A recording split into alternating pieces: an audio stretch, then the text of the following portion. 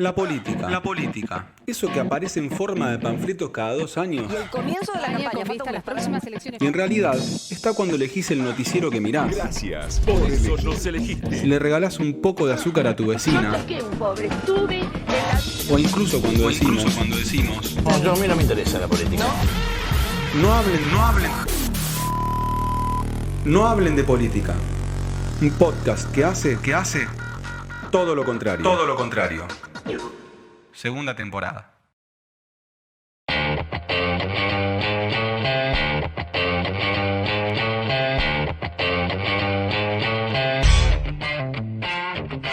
Bienvenidos y bienvenidas a un nuevo episodio de No Hablen de Política, episodio número 25. Estos números redondos, ¿qué sería? ¿Las bodas de plata es? De plata, sí.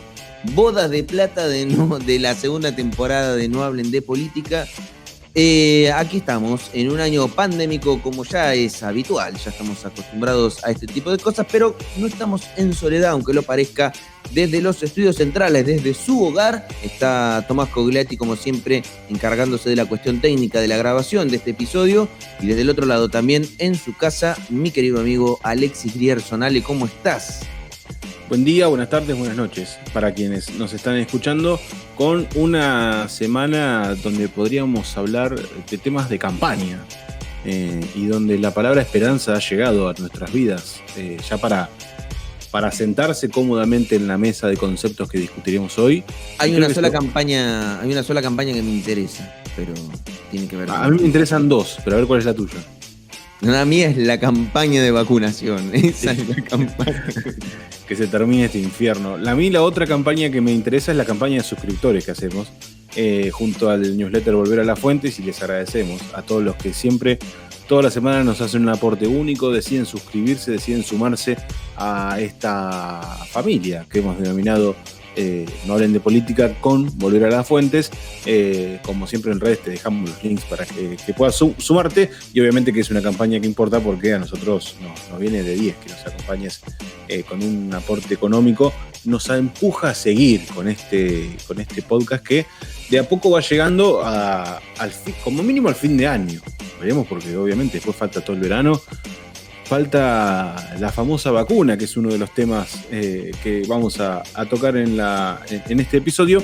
Y también les recordamos que si nos estás escuchando por Radio Universidad 90.1, significa que es lunes a las 19 horas, como todos los lunes a las 7 de la tarde, nos podés escuchar en Radio Universidad. Le mandamos un abrazo a todos nuestros oyentes de la radio, así como también a quienes comandan, no solo desde la comisión directiva, sino también de todos los laburantes, los trabajadores y las trabajadoras de Radio Universidad que nos acompañan y nos empujan a seguir.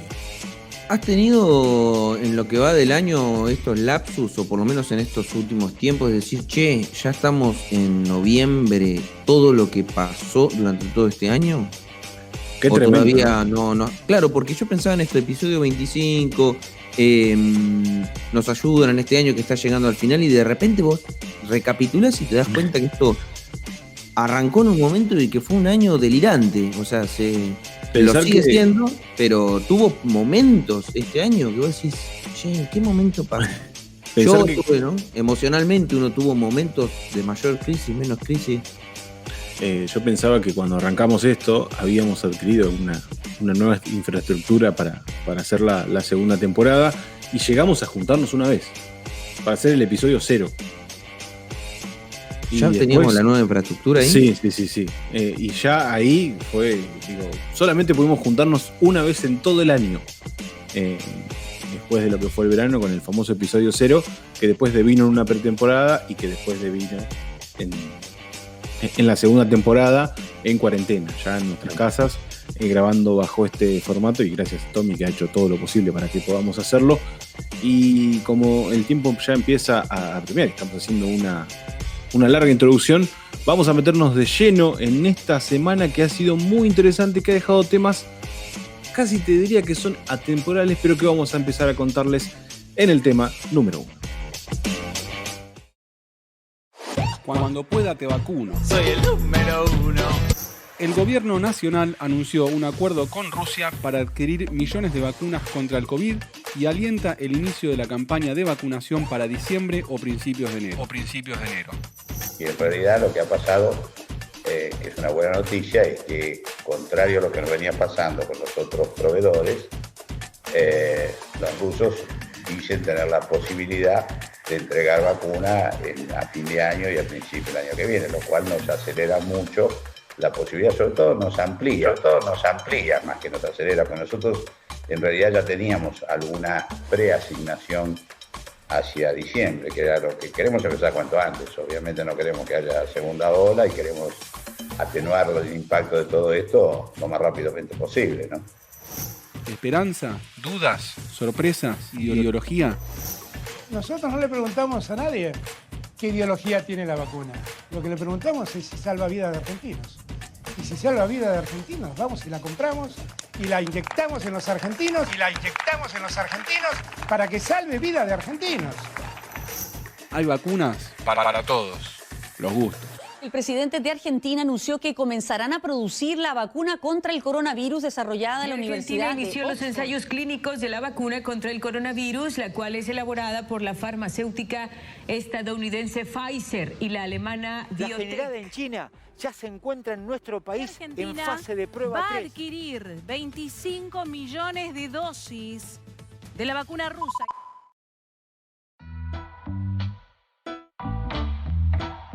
No sabemos de dónde va a llegar, pero habrá vacuna. No sabemos cuándo, pero parece ser que será muy pronto. Así, el gobierno, con un mensaje muy esperanzador y muy positivo, anunció lo que estamos esperando hace muchos meses, que es la llegada de la vacuna.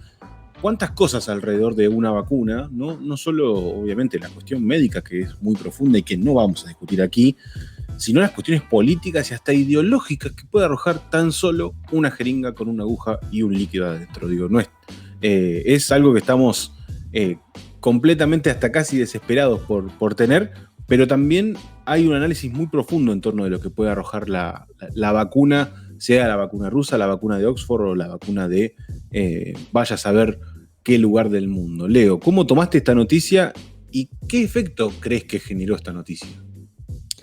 Honestamente, el primer efecto que tuve fue el de alegría, o sea, creo que es de las cosas más esperadas en el año, y cuanto antes llegue, desde ya que uno está como con mayor esperanza de, bueno, cerrar esta cruel etapa que nos tocó vivir como humanidad durante este 2020, y bueno, y permitirnos, me parece un momento de homenajeando entre comillas, ¿no? Un poco a Pino Solanas, del goce de la vida, que no es el de barbijo y distanciamiento social, sino que es el de poder hablar, gritar, reír y abrazarse, en todo caso.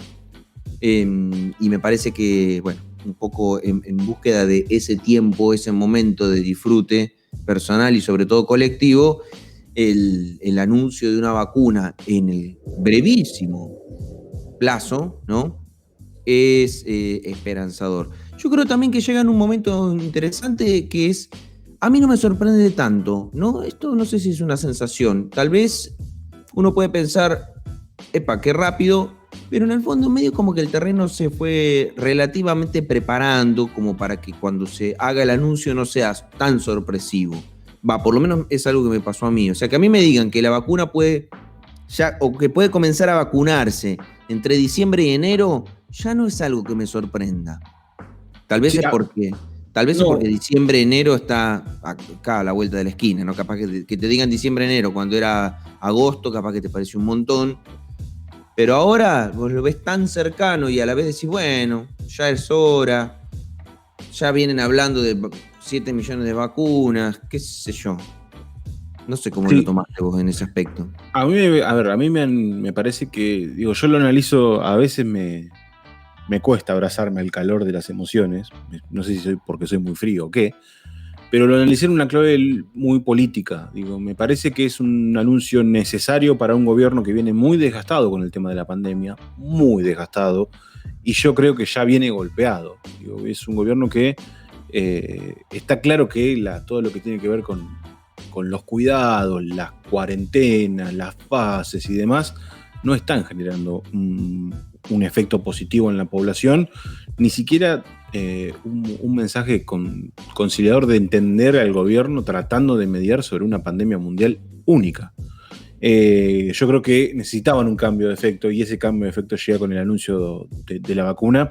Yo soy un poco más prudente en torno a la llegada.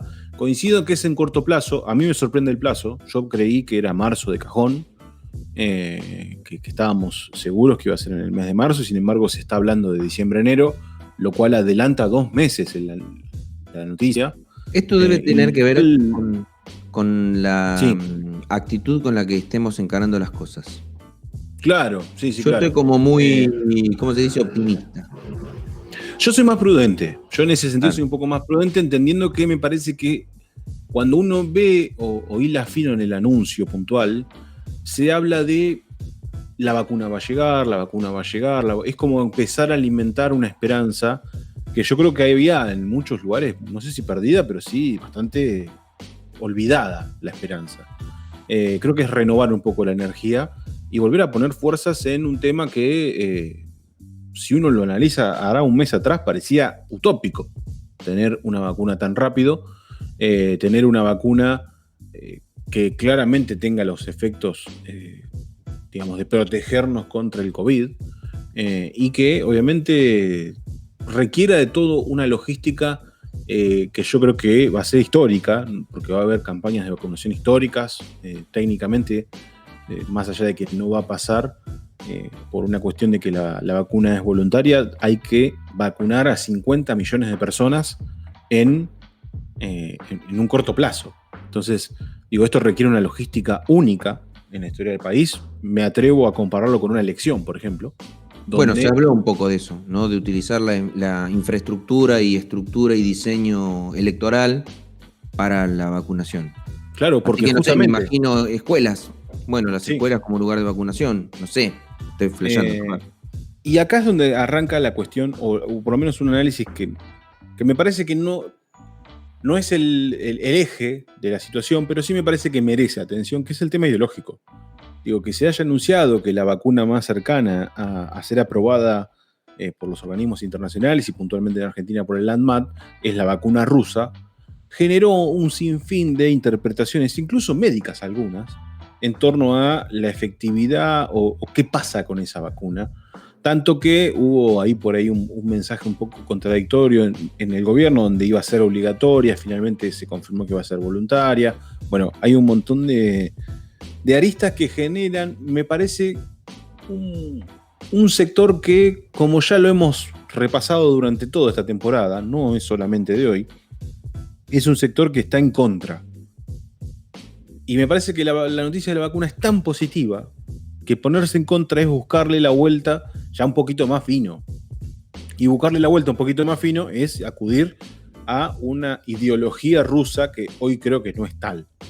Bueno, es que acá me gusta porque entramos en un terreno de discusión. Yo creo que sí es tal. Vivimos una cultura occidentalizada a tal punto que la vacuna rusa es la vacuna rusa y la vacuna inglesa es la vacuna de Oxford, ¿no? Porque la vacuna rusa, no sé, es la vacuna del nombre del laboratorio que lo esté llevando adelante, o es la Sputnik 5, o qué sé yo, o lleva alguna ciudad, algún nombre de una ciudad rusa. No, es la vacuna rusa y las otras son las de los nombres de los laboratorios, ¿no? La rusa, la china y las de los laboratorios. Incluso cuando se hace un meme sobre los avances argentinos es Alberto galopando arriba de un carpincho, ¿no? Sí. Digo porque incluso eso también está dentro de la idiosincrasia cultural en el análisis para calificar determinados avances científicos. Nosotros, todo nuestro crecimiento de nuestra generación, ¿no? Y otras generaciones también vienen creciendo con una visión occidental fuerte, pro-yanqui. No, esto podríamos conectarlo incluso, ¿no? Pro-yanqui, que no solo por la importancia política, sino también por la importancia cultural. La incidencia cultural ha hecho que, por ejemplo, las elecciones norteamericanas las sigamos con más incidencia que una elección Bueno, tal vez no que una elección nacional, pero por lo menos, viste, en discusiones, charlas, gente deseosa de que ocurra un resultado, como si fuese, viste, el candidato propio, qué sé yo, una cosa así. Bueno, eso también se traduce en las interpretaciones detrás de la vacuna. Pero yo hoy te decía que lo primero que me generó fue esperanza, tal vez no tanta sorpresa, porque tal vez en mi mirada estoy bastante optimista con lo que viene de cara al futuro en materia sanitaria, ¿no? Me refiero a qué es lo que puede llegar a pasar con el coronavirus. En ese punto estoy optimista. Pero lo segundo que me pasó fue ponerme a pensar un poco justamente en estas posiciones que hacen reparos sobre la vacuna y que me parece que no son menores y que vale la pena prestarle un poquito de atención. Están las ideológicas, que para mí no son extrañas, es decir, esto de la rusa y la de Oxford son cosas distintas. La vacuna comunista. Claro, exacto. Al margen de la vacuna comunista, sí podríamos tener visiones bastante ridículas de qué podría pasar. O sea, una vacuna producida en Rusia no te va a hacer comunista porque te pongas una vacuna de ese estilo. Esas cuestiones son ridículas. Pero yo le daría cierto crédito a ciertos temores. Le voy a dar cierto crédito a ciertos temores, se los daría, o por lo menos les prestaría un poquito de oreja, a ver qué está pasando detrás de ciertas visiones y discursos que están en crecimiento, que como siempre decimos, ojo con aquellos discursos que son delirantes, pero prestale atención al cuál es el origen de lo que a priori te parece delirante.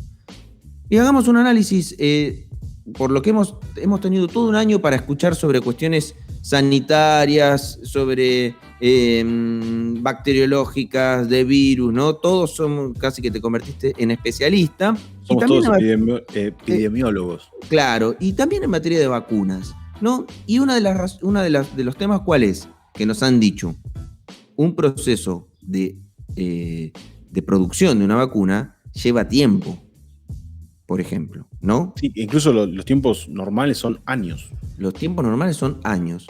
¿Cómo es posible que una sociedad mansamente acepte que anula la posibilidad de esos años y en menos de un año acepte la vacunación? Bueno, la realidad es que nadie tolera la situación de vida que nos propone el coronavirus. Nadie tolera continuar en distanciamiento social, barbijo, y además mucho menos tolera el riesgo de contagio, el contagio y el fallecimiento. Entonces uno quiere cortar con eso, que es dañino, entonces acepta y confía además. Hay un nivel de creencia en nuestro patrón cultural, en la cuestión científica, ¿no? Que dice, bueno, no importa, se saltearán etapas, pero mínimamente un rango de viabilidad y de funcionamiento tiene esto, que no va a provocar ningún efecto negativo sobre mi cuerpo porque confío y creo en la ciencia global. Pero como estamos occidentalizados, confío y creo más en la ciencia global occidental. Si me van a traer la rusa, entonces, si vos atás y haces ese análisis finito, tiene cierto sentido. Y acá lo que yo me pregunto en términos políticos, yo creo que el gobierno lo tenía que anunciar porque además no podía ocultarlo más, porque mandó a Carla Bisotti en un vuelo secreto, dijeron, ¿no? Y a un equipo del Ministerio de Salud en un vuelo secreto. Yo me pregunto, ¿por qué secreto? No lo sé, podríamos acá elucubrar algunas teorías. Una es no despertar expectativas, no generar expectativas internas. Seguramente esto sea una competencia a nivel global también. Ojo con que se enteren que la Argentina está mandando gente a otros países, ¿no? Para decir, che, porque esto es una competencia. Medio como que el primero que llegue, el que mejor relaciones logra y acuerdos con el laboratorio, con el país de origen, va a conseguir tal vez mejores ventajas, y lamentablemente esto funciona así, porque en el fondo, si uno hace una lectura macro, en medio como que es una pelea entre países, tranqui, amigable entre comillas, pero el que llega primero, ¿no? Esto es una cosa así, claro. El que tiene más plata tiene más plata y va a comprar la mayor cantidad, y si yo puedo inyectarme la vacuna primero que otro, el otro voy a estar perjudicando al otro de manera secundaria, si se quiere, pero efectivamente va a ser así.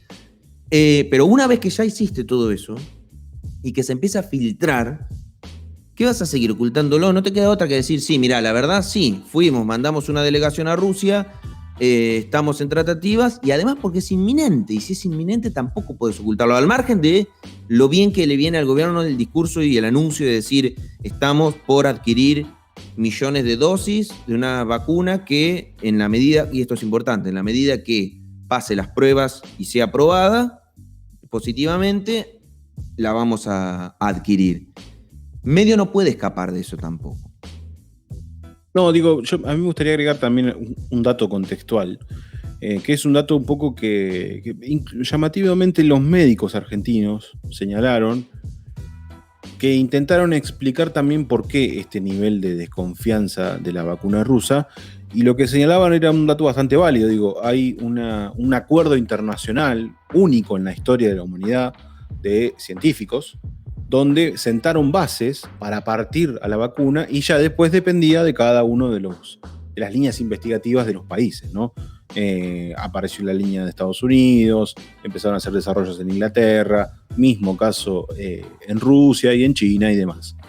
Lo que sucedió es que la vacuna rusa puntualmente fue la menos abierta en materia informativa que las demás. Las demás, por ejemplo, la vacuna de Oxford fue la vacuna que más información se tiene. Se sabe perfectamente qué se está haciendo paso a paso. ¿Vos sabés la fórmula? No, yo no, pero digo, no, nadie la sabe. Para la comunidad científica sí. Ese es el detalle y ese es uno de los objetivos, incluso el gobierno lo dijo, por el cual Carla Bisotti viajó a Rusia.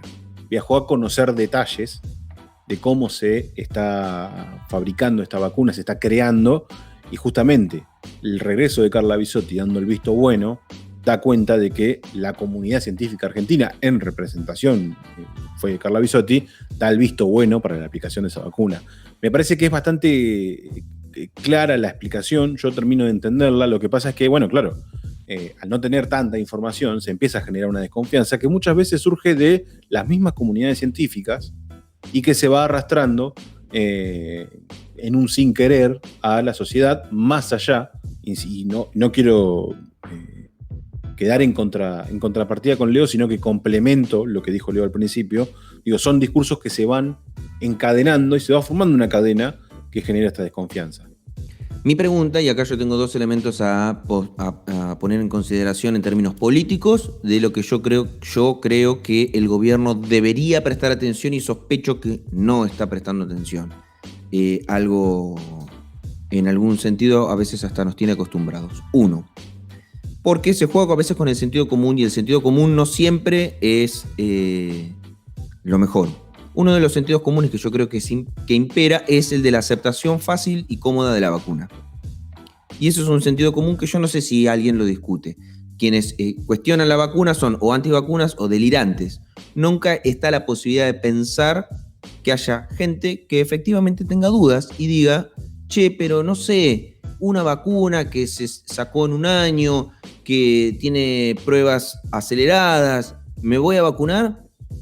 Y me parece que a eso el gobierno tiene que prestar atención. ¿Para qué? Para poder dar respuestas y certezas de la tranquilidad hacia una población a la que después le va a tener que pedir y persuadir, como dijo el ministro de Salud, ¿no?, de que se vacune, ya que no va a ser obligatoria, porque no se puede obligar a la persona a vacunarse contra su propia voluntad, pero por lo menos persuadirla de que sí lo haga como cuestión de Estado y de sanidad general. Ahora, ¿está pensando el gobierno en esos discursos que tal vez estén atravesados por la desconfianza o por el desconocimiento o por la inquietud o por un cierto halo de miedo en el cual digan, la verdad que yo estoy acostumbrado a sacarme sangre y pincharme para determinadas cosas que ya forman parte de la cultura no cotidiana, pero una vacuna nueva, no lo sé? Bueno, eso me parece que el gobierno debería trabajar un discurso sobre eso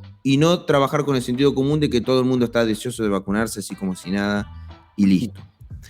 Y lo otro, que también tiene que ver y está todo con la comunicación, siempre que hablamos del gobierno tiene que ver con la comunicación, el gobernador Axel Kicillof en los anuncios que hizo sobre la cuarentena y la continuidad de la administración, digamos, de la pandemia, dijo algo que para mí debería ser la noticia de la provincia de Buenos Aires y me sorprendió que no tuvo la trascendencia que debería tener una noticia de esas características. Dijo, en la provincia de Buenos Aires la vacuna va a ser pública y gratuita. Eso es un anuncio importante, pero de suma importancia. Porque no solo está hablando de que ya está la vacuna, sino que está diciendo que va a ser pública y que va a ser gratuita para todos los bonaerenses y las bonaerenses. Ese no es un título, no es la noticia en materia, en un año atravesado por una pandemia, que el gobernador diga que va a ser gratuita. No sé, yo lo veo como que pasó como sin pena ni gloria ese anuncio, ese comentario del gobernador, y digo, che, ahí hay un trabajo político de comunicación que es trascendente la política, pero su comunicación débil, poco efectiva, y después le falta peso, ¿no? a la gestión, cuando me decís, pero ¿cómo puede ser? Es como hoy el ministro Larroque todos los días, mirá, ¿no? Todos los días publicando que está en Guernica, que sigue trabajando ahí, que le está dando solución, muestran a las familias que firmaron el acuerdo, que están levantando su casa, que están trabajando, pintando, arreglando. Y todo el mundo se encargó de replicar, como dije en el episodio anterior, la represión, pero no están replicando, por ejemplo, el trabajo que está haciendo el ministro Larroque y el gobierno de Axel Kicillof, todos los días continuando trabajando en Guernica, y los videos de la gente que está construyendo su casa. Hay un tema de comunicación y una falta de organización delicado. Yo quisiera agregar algo más, coincido con lo que señala Leo, y yo quisiera agregar algo más. No descuidemos, y esto yo lo hago parte, me parece que en el mareo de anuncios nos olvidamos de la columna vertebral, que es la pandemia. Digo, que llegue una vacuna, que a Argentina tengamos una vacuna, que podamos ser vacunados y eso implique el inicio del final de la pandemia, no quita que la pandemia ya haya terminado. Yo creo que en la mezcla de anuncios y de querer generar esperanza, bla, bla, por ahí generamos una esperanza anticipada y la pandemia sigue. Digo, estamos igual que ayer y mañana vamos a estar igual que hoy. Digo, no, tampoco es que va a haber un cambio sustancial por el anuncio de la llegada de una vacuna que va a ser en, como mínimo, 1 mes y medio, 2. Yo me atrevo a decir más 2 que 1 mes y medio. Digo, creo que hay que hacer un poco más de énfasis en algunos cuidados o continuar con los cuidados vinculados al COVID. Y también me quedo con algo que dijo Axel Kicillof en los anuncios de ayer, que es, por ejemplo, y entendiendo esta etapa final, intensificar los testeos. Que es algo que, mal o bien, está haciendo, por ejemplo, Ezequiel Gali en nuestra ciudad, en donde estamos grabando, que es Olavarría. Digo, hay que testear. Y es el momento, sobre todo porque estamos en la etapa final, en la etapa donde no se te puede descuidar este tipo de detalles. Y, por ejemplo, Kicillof anunció que van a testear o van a dictaminar la directiva de que en todos los distritos de la provincia de Buenos Aires se testee a los contactos estrechos, sean sintomáticos o no. Digo, eso es un detalle bastante importante también, que entiende la continuidad de la pandemia y los grandes desafíos que va a dejar la continuidad de la pandemia con 2 variables. A, el verano, y B, que la vacuna está en el horizonte, pero todavía se ve en el horizonte, no es que está entre nosotros. Por lo pronto este debate va a continuar, vamos a seguir hablando de la vacuna, porque como ya dijimos, faltará como mínimo 1 mes para dar a conocer algunos detalles más cercanos, y también pasa la política en el tema número 2. Indefinida. Me miraba y le decía, no, de nuevo, no. No de nuevo, decía. La reelección indefinida vuelve a estar en discusión en la provincia de Buenos Aires. Digo que no, pero tengo ganas de volver a ser candidato, Si elige la gente, ¿para qué limitar las posibilidades? El poder, las nuevas generaciones y la política en el pueblo.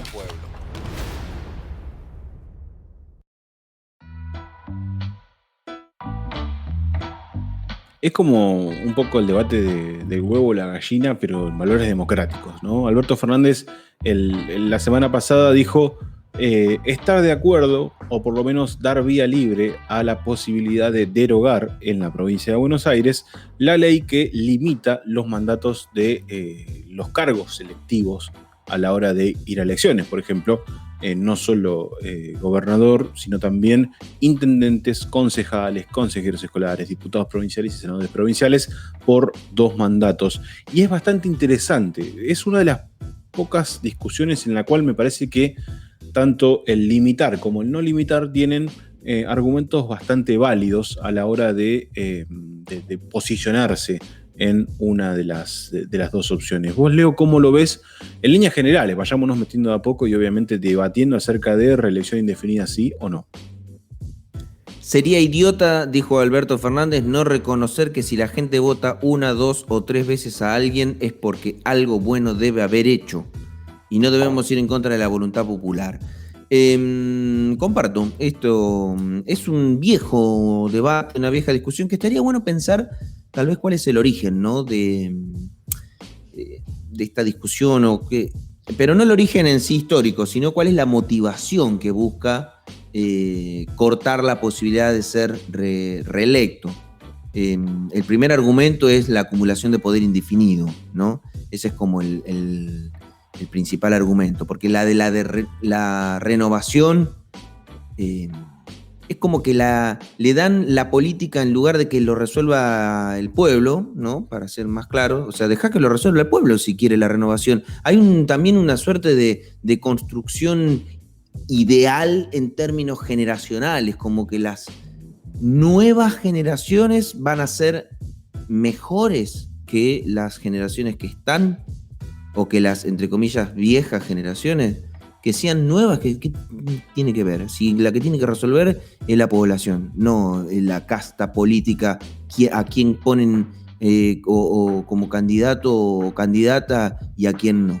Es la gente la que resuelve. Che, la verdad que este señor de 80 años es mejor que ese pibe de 38. Es más efectivo, es más vivo, qué sé yo, más astuto, tiene mayor visión conjunta, y el de 38 le parece que esto es un juego. No sé, o no, pero que lo resuelva la gente.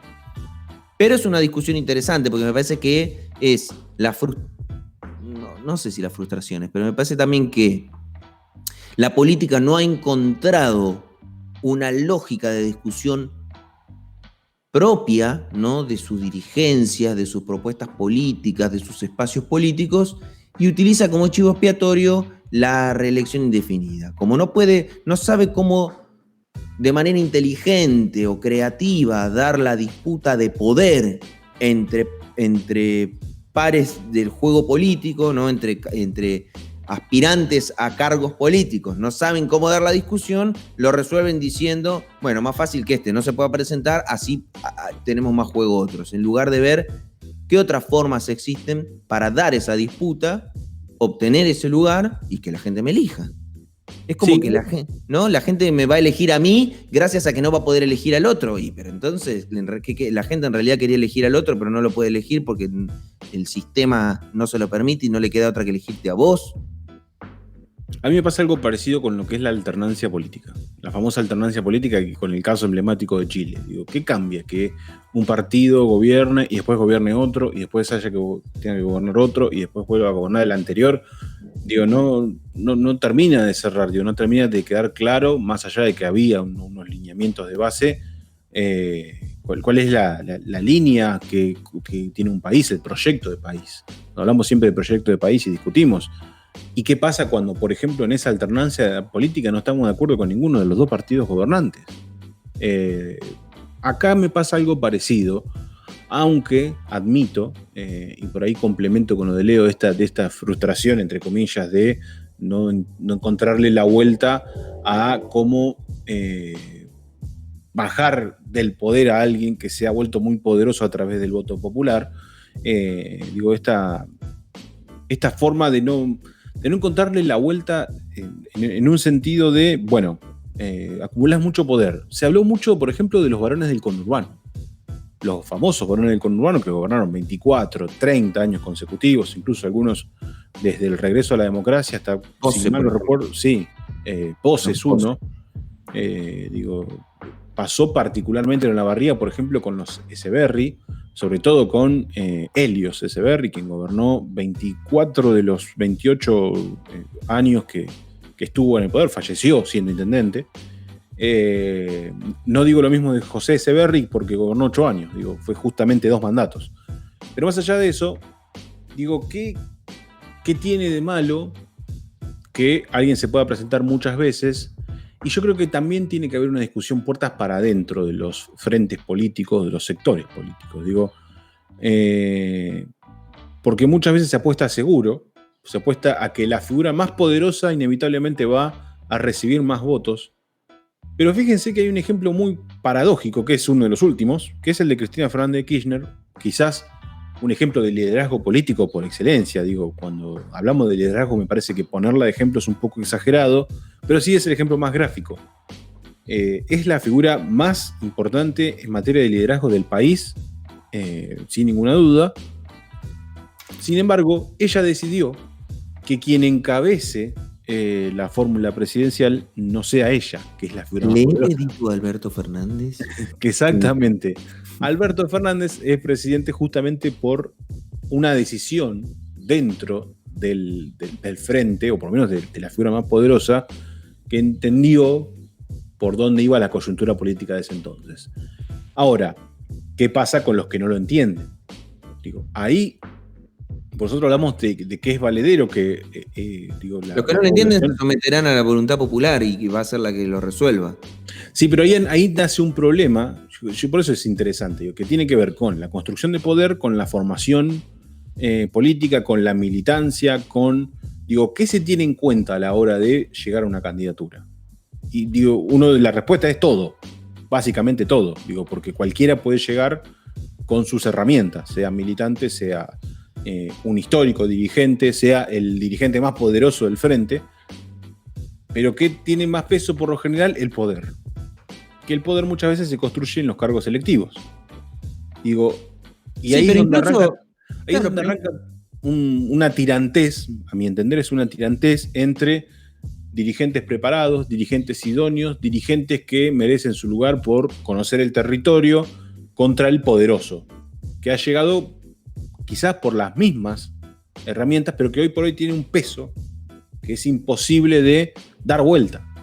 Entonces, ahí es donde la alternancia, o por lo menos la limitación a los mandatos empieza a tener un poco de sentido, y yo creo que no deja de ser válido. Empieza a generar discusiones interesantes a la política. Para mí, y yo coincido con por ahí lo que planteaba no solo el presidente, no tampoco le carguemos el peso al presidente.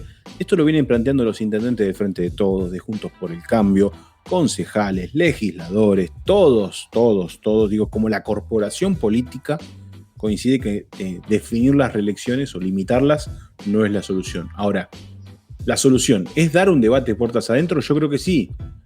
¿Se está dando? Yo creo que no. Ahí es donde creo que la solución no termina de ser la más correcta, sobre todo para definir espacios de poder y un montón de aspectos que tienen que ver con los cargos selectivos y qué es lo que demanda la sociedad. Exacto, lo que pasa es que yo creo que termina siendo una excusa, es casi un chivo expiatorio la limitación de las reelecciones. Es la excusa para no dar una discusión más que tenga que ver con la política. La política, para mí, la limitación en términos electorales es entender la política. Voy muy resumido y tal vez se malinterpreta lo que digo.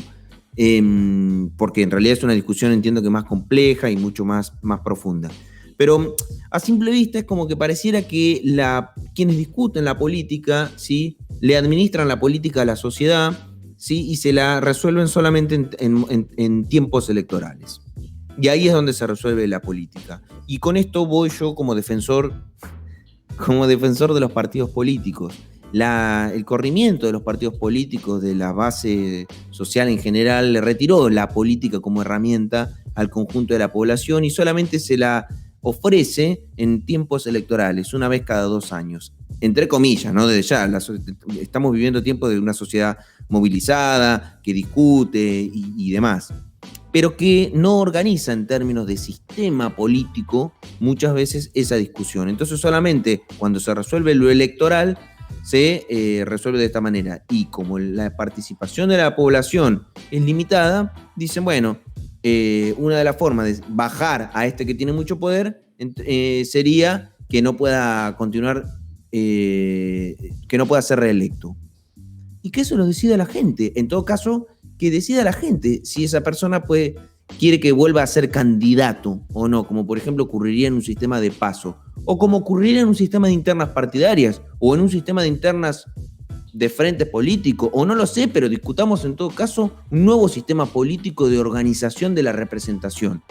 Y no pongamos como excusa, no, acumula mucho poder y entonces mejor que no se pueda reelegir. Porque además, los propios que defienden esa idea, después caen en la farsa de querer cuidar su cargo, y no está mal querer cuidar su cargo, porque en definitiva, si vos tenés vocación política, supongamos, ¿no? En el mejor de los casos, vos tenés vocación política y querés volver a postularte para un cargo 1, 2, 3, 4 veces.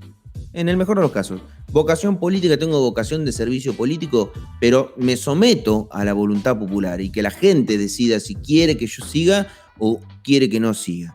Bueno, los que dicen defender que la reelección es mala, ¿por qué no se bajan automáticamente y ni siquiera ni se presentan? Mientras esté la opción de presentarse, la van a usar, se presentan. Y por ejemplo, los que digan ahora, bueno, está bien, estoy de acuerdo, pero ojo que la ley fue sancionada en el 2016, así que mi primer periodo sería, con la nueva ley sería ahora, yo me corresponde otro tercer periodo. ¿Para qué? Si no es que estás en contra de la reelección. Entonces, esa hipocresía hay que eliminarla de cuajo, porque no se puede discutir política con el nivel de hipocresía con el que muchas veces se trabaja, se discute, se divulga, se difunde, ¿no? Sáquense la máscara y discutan de cara a la sociedad y banquemos que la sociedad elija lo que quiera elegir. En todo caso, discutamos cómo hacer para que la sociedad cada vez pueda elegir más, no cada vez pueda elegir menos. Limitar las reelecciones es limitarle a la sociedad la posibilidad de elegir a quien quiere elegir. Y si no te gusta que elijan siempre al mismo, problema tuyo. Resolvé tu frustración con el psicólogo, qué sé yo, ¿no? Pero acabas no de mandar oyentes al psicólogo, esto ya es. Y sí, pero es que vos decís, no, siempre se postulan a la misma, y bueno, se termina enojando con la gente. Los comentarios terminan diciendo, es que la gente es estúpida y vota siempre. Se termina enojando con la gente. Bancate la sociedad en la que vivís. Es tu pueblo, tu sociedad, votan así. En todo caso, trabajá para, no sé, persuadir a la sociedad de que piense, vote de otra manera, metete en política, no sé, postulate. Metete en un partido, trata de modificar las circunstancias presentes, y si no, es lo que hay. Por obra y arte de magia no se solucionan las cosas. Estamos hablando de política, no de fantasía. No, y por eso a mí me gustaría también dejar como ejercicio, analizar los discursos de cara a las reelecciones. Me parece que en 2016 muchos de los que hoy piden derogar esa ley son los que pedían aprobarla. Entonces, me parece bastante paradójico estos cambios de discurso, sobre todo porque me parece que ser contradictorio no está mal. Yo soy de los que considero que no está mal, pero me parece que como menospreciar el tema, menospreciarlo de modo tal de que hoy diga, o por lo menos cuando se aprobó la ley diga estoy a favor, y hoy diga hay que derogarla, no haya en el medio un día, bueno, yo pensaba distinto, las cosas me hicieron cambiar, yo tengo vocación política y entiendo que tengo que estar en este lugar, o si no aportar desde otro. Bueno, hay un montón de cuestiones vinculadas a lo que tiene que ver con críticas, con autocríticas y con reflexiones. No hay reflexión política. Simplemente hay quizás una cuestión bastante coyuntural del tema, y no hay un análisis en profundidad, y eso es lo que creo que hay que empezar a construir de aquí en más. Me parece que es interesante seguir de cerca el tema, y insisto, hay que seguir de cerca los discursos y hay que ver cómo se vuelve a construir esto de la reelección indefinida, sobre todo para cargos en la provincia de Buenos Aires. Me parece que lo que es el presidente y lo que es gobernadores, hay un consenso importante que solo tengan 2 mandatos, sobre todo porque son figuras muy poderosas y muy importantes en nuestro país.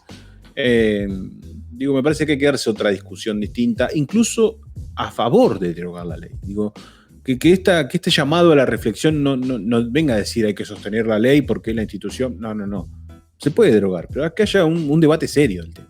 Claro, que para mí estaría buenísimo que esto sirva como chivo expiatorio, si se quiere, o como excusa, para ser más claro, como excusa para discutir de fondo cómo hacer para que el conjunto de la sociedad participe o tenga más política en lugar de menos, ¿no? Porque a mí me da la sensación de que la limitación de la reelección le quita a la sociedad más herramientas democráticas que la reelección indefinida, pero con una discusión de, bueno, ¿cómo haces entonces para que el conjunto de la sociedad esté un poco más metida en la política? Un ejemplo chiquitito, pero que aprovecho a decirlo. No sé cómo estamos de tiempo, pero igual, lo voy a tratar de ser lo más breve posible. El sistema electoral argentino, de los mejores del mundo, sobre todo si lo comparamos con el norteamericano, pésimo, ¿no? Recién el sábado estamos conociendo quién es el presidente de Estados Unidos cuando vienen votando hace un par de tiempo, acusaciones de fraude, votos que entran más tarde, votan un martes, ni siquiera tienen una jornada cívica común, depende de que ganes por estados, como una suerte de subdivisión. Bueno, en fin, no voy a cuestionar más allá del sistema norteamericano, que no lo comparto. Pero nuestro sistema electoral provoca que tenga fiscales, que tenga gente que tenga que estar controlando. Hay una cultura cívica mucho más importante que te acerca hacia el sistema de elección de tus representantes. La tecnificación, la modernización, el hecho de poner una máquina despoja a la sociedad de la política, ¿no? Porque ¿en qué se convierte? En apretar un botón. Acá, hoy el sistema electoral argentino no es apretar un botón, es sumar 1 más 1, abrir sobres, poner fiscales, defender los votos, organizarse, ir a militar. Todo eso forma parte de la cultura democrática de un pueblo, ¿no? Entonces, hay muchas cosas que con el falso discurso de la modernidad o con el falso discurso de la limitación del poder, como si el poder viniera de un plato volador y no que se lo da la gente cuando vota, ¿no? Diluyen la herramienta política del pueblo, se la quitan, ¿sí? Y la terminan convirtiendo en un tecnicismo trucho que lo despoja al pueblo de su posición de elegir, de meterse, de interpretar, de discutir, ¿no? De participar.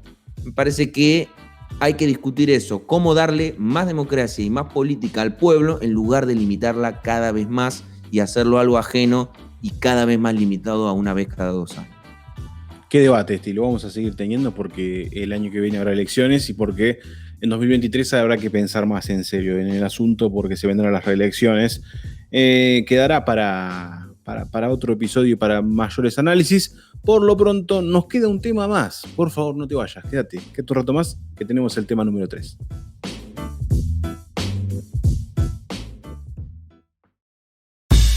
Siempre en campaña. Votame, votate. Saludame, saludate. Quereme, querete. El intendente de Olavarría se suma al grupo de Orrego, piensa en clave de militantes y crea una agrupación. La 25 de octubre.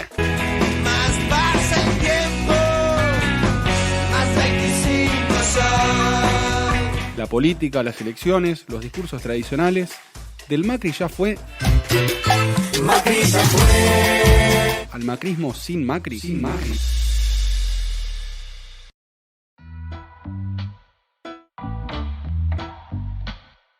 Es interesante ver cómo a medida que transcurre la pandemia, que ya casi estamos en el horizonte, como bien hablábamos al principio, arrancan otras campañas, no necesariamente la de vacunación, sí la política y de cara a las legislativas del año que viene, y sobre todo en construcción de ideas, de imágenes, y digo, viene todo atado, es como una cadena donde vamos a terminar hablando del intendente Gali y de lo que está haciendo Juntos por el Cambio en el territorio bonaerense, que es muy interesante. Sobre todo porque no se queda de brazos cruzados, entiende que el final de la pandemia se acerca y ya la política empieza, la política partidaria y de campaña arranca a florecer como una primavera política.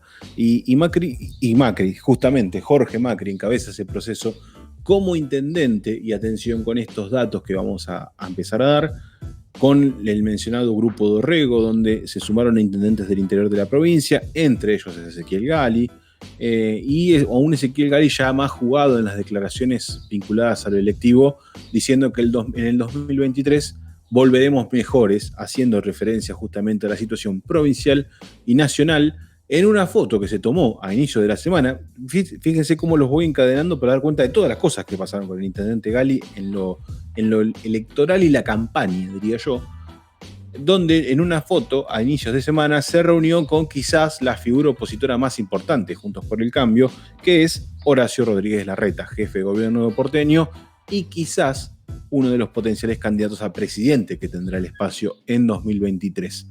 ¿Cómo ves este lanzamiento ya cada vez más con velocidad de la campaña, entendiendo que todavía falta un montón. Digo, para la legislativa falta una vida y para 2023 falta una eternidad. No, me parece que falta, como siempre, pero la política nunca deja de pensar en eso, es parte de su principal capital motivador, ¿no? Es como, tu trabajo te puede gustar y apasionar mucho, puede ser tu pasión, por ponerte un ejemplo, ¿no? Un ejemplo más común. Vos podés trabajar, y trabajo de lo que siempre soñé, siempre quise trabajar de esto. Hay mucha gente que tiene la suerte de poder laburar de lo que le gusta.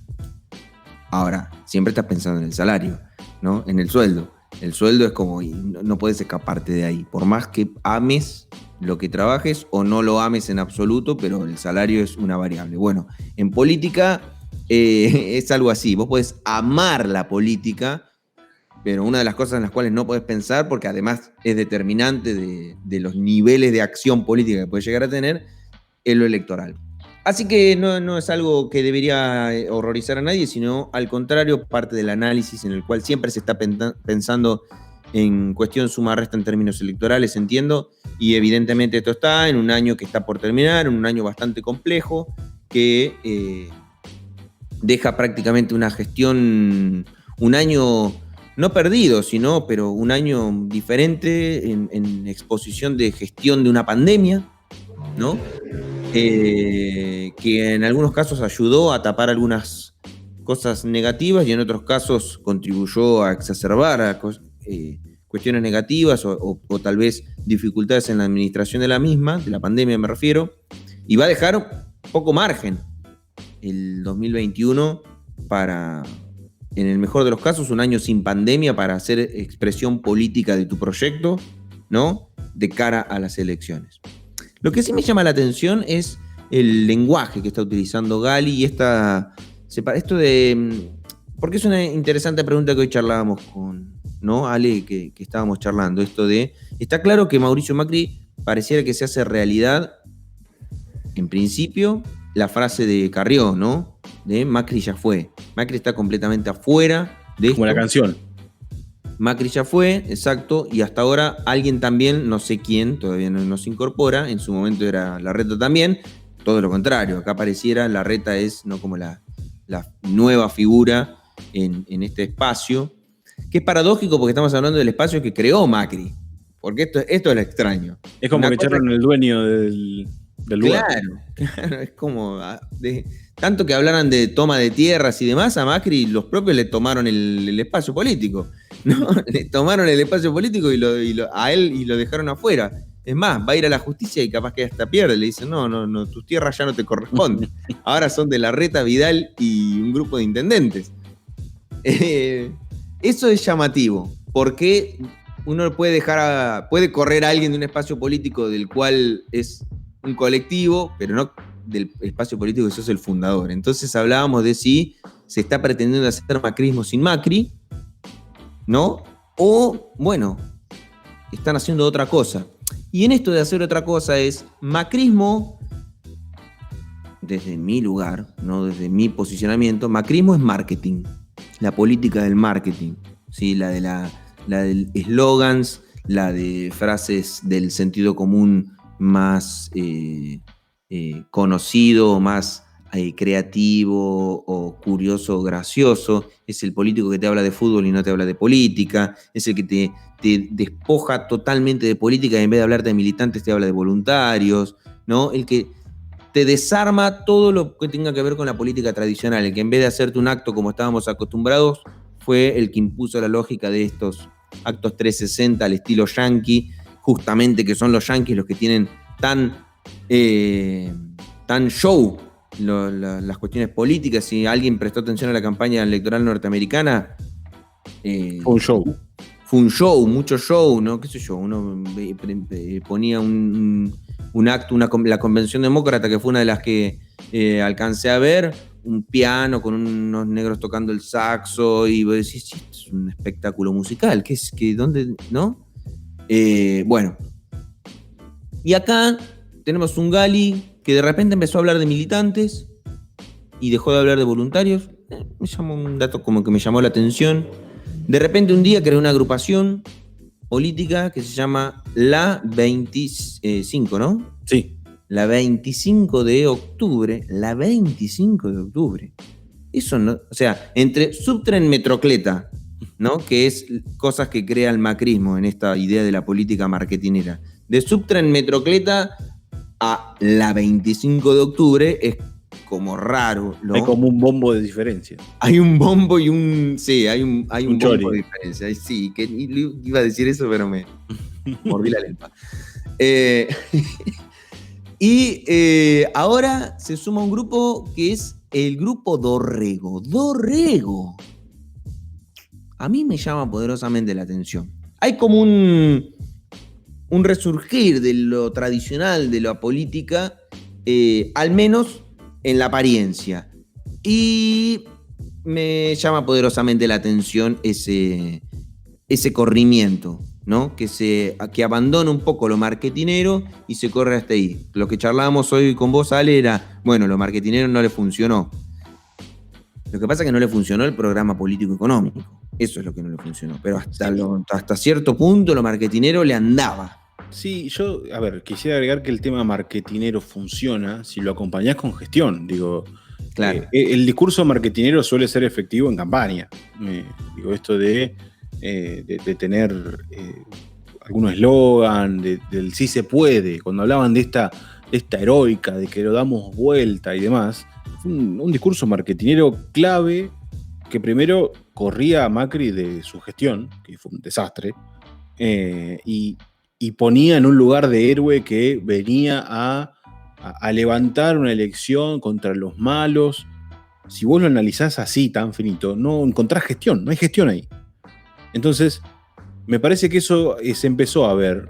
Yo creo que las entrevistas de Macri ya empiezan a ser no como alguien que está especulando en volver o no volver, sino como el gurú del PRO. Como una especie de, bueno, yo llegué, soy el dueño y no voy a estar más ahí. Entonces, como no voy a estar más, yo ahora aconsejo, dictamino, marco línea.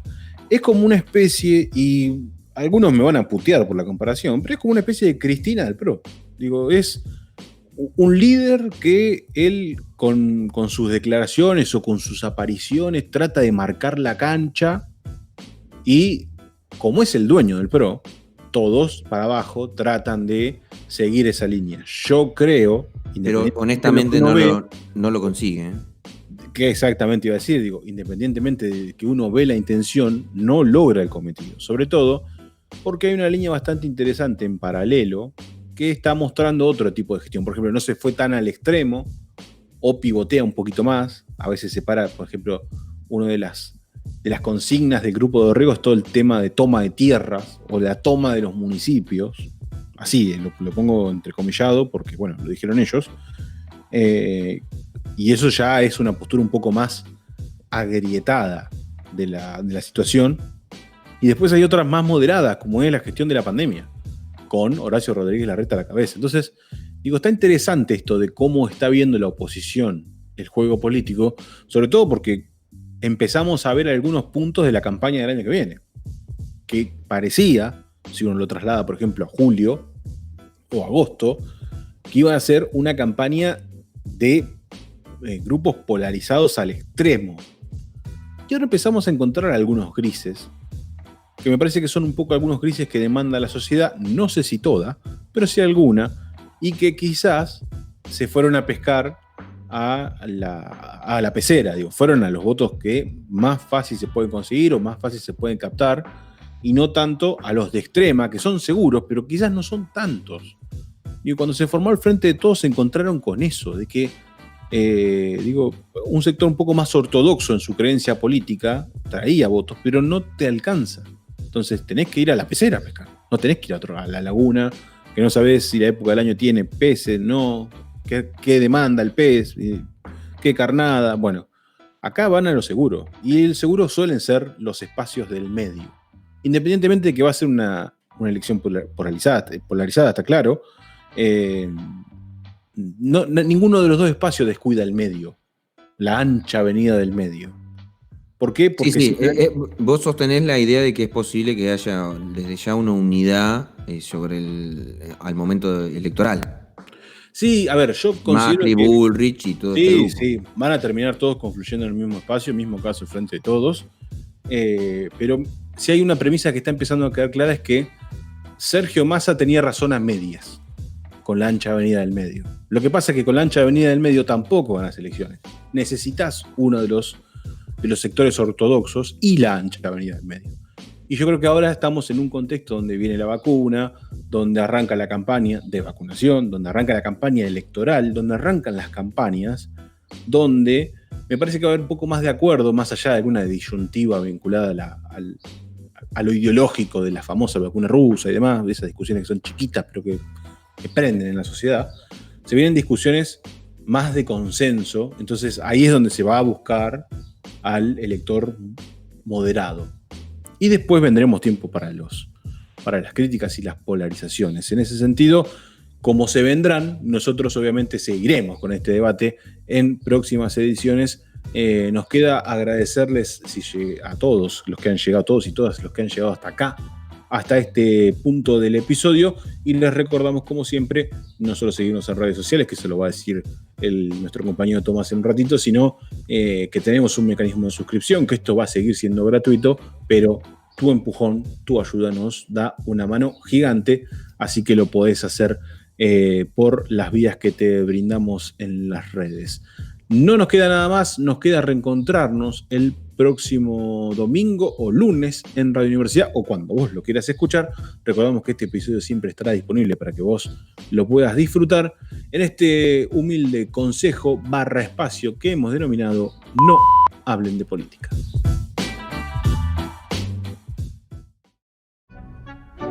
Si llegaste hasta acá es porque escuchaste un nuevo episodio de No Hablen de Política. Te escuché, Tatu. Nosotros no somos ninguna rata, amigo. Acordate de seguirnos en Facebook y en Spotify como No Hablen de Política.